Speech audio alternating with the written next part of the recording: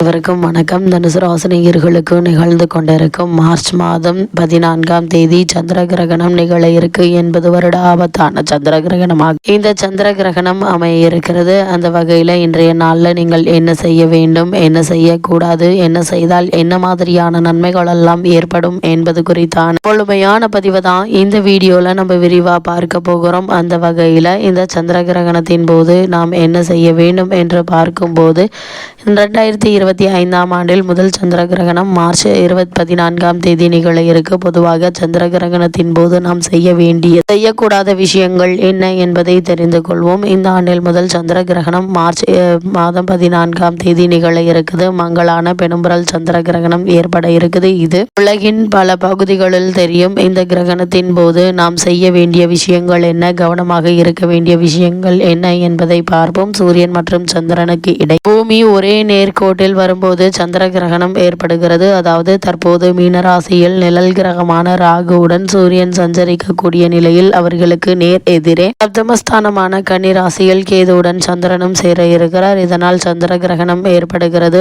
அந்த வகையில் மார்ச் மாதம் 14ஆம் தேதி வெள்ளிக்கிழமை சந்திர கிரகணம் நிகழ்வு ஏற்படுகிறது. இந்த சந்திர கிரகண நிகழ்வானது காலை 9:29 மணிக்கு தொடங்கி மாலை 3:29 மணிக்கு முடிவடைகிறது. இந்திய நேரப்படி இந்த சந்திர கிரகணமானது பகல் பொழுதில் ஏற்படுவதால் இதனை இந்தியாவில் பார்க்க முடியாது. இந்த சந்திர கிரகணமானது கிழக்கு ஆசியா, தென்மேற்கு ஐரோப்பா, கிழக்கு ஆப்பிரிக்கா, அட்லாண்டிக் பெருங்கடல், வடதுருவம் மற்றும் தென் துருவம், தென் அமெரிக்கா, பசிபிக் பெருங்கடல் உள்ளிட்ட பகுதிகளில் பார்க்க முடியும். சந்திர கிரகணத்தின் போது என்ன செய்யக்கூடாது என்று பார்க்கும்போது சந்திர கிரகணம் ஏற்படும் போது ஒரு சில விஷயங்கள் நாம் சிறப்பாக உடன் செலுத்த வேண்டும். அதே போல் இந்த சந்திர கிரகணம் ஏற்படும் போது எல்லாம் அதன் சூத காலம் அதற்கு 9 மணி நேரத்திற்கு முன் தொடங்கும். சூத காலத்தில் நாம் எந்த ஒரு சுப காரியங்களை செய்யக்கூடாது. மேலும் சந்திர கிரகணத்தின் போது உணவு சமைப்பதையும் சாப்பிடுவதையும் தவிர்க்க வேண்டும். கிரகண காலத்தில் தெய்வ செல்லை தொடக்கூடாது, கோவிலுக்குள் நுழையக்கூடாது. கிரகண நேரத்தின் போது கத்தி, ஊசி போன்ற கூர்மையான பொருட்களை பயன்படுத்தக்கூடாது. குறிப்பாக சந்திர கிரகணத்தின் போது கர்ப்பிணி பெண்கள் வெளியில் செல்லக்கூடாது என தெரியும். அதே போல் இன்றைய நல்ல வெள்ளை நிற பொருட்களை கிரகணத்தின் போது தானம் கொடுக்க கூடாது என்பதை, குறிப்பாக உப்பு தானம் கொடுக்கக்கூடாது என்பதை தெரியப்படுத்துகிறது. அதே போல இந்த சந்திர கிரகண நேரத்தில் செய்ய வேண்டியவை என்ன என்று பார்க்கும்போது சந்திர கிரகணத்தின் போது நீங்கள் கோபத்தை கட்டுப்படுத்தி பொறுமையை கடைபிடிக்க வேண்டும். சந்திர கிரகண நேரத்தில் கடவுள் வழிபாடு செய்வதை தவிர்த்தாலும் நாம் தொடர்ச்சியாக மந்திரங்களையும் கடவுள் பெயரை சொல்லிக்கொண்டே இருக்கலாம். புராணங்களை படிக்கலாம். மந்திரங்கள் தெரியாவிட்டாலும் எளிமையான ஸ்ரீராம ஜெயம், ஓம் நம சிவாயா போன்ற எளிமையான மந்திரங்களை நாம் உச்சரித்து கொண்டே இருக்கலாம். இந்த சந்திர கிரகணம் முடிந்தவுடன் வெள்ளை நிற பொருட்களை தானம் செய்ய வேண்டும். இவ்வாறு செய்வதன் மூலம் அசுப பலன்கள் குறையும். அதே போல் இந்த காலகட்டங்களில்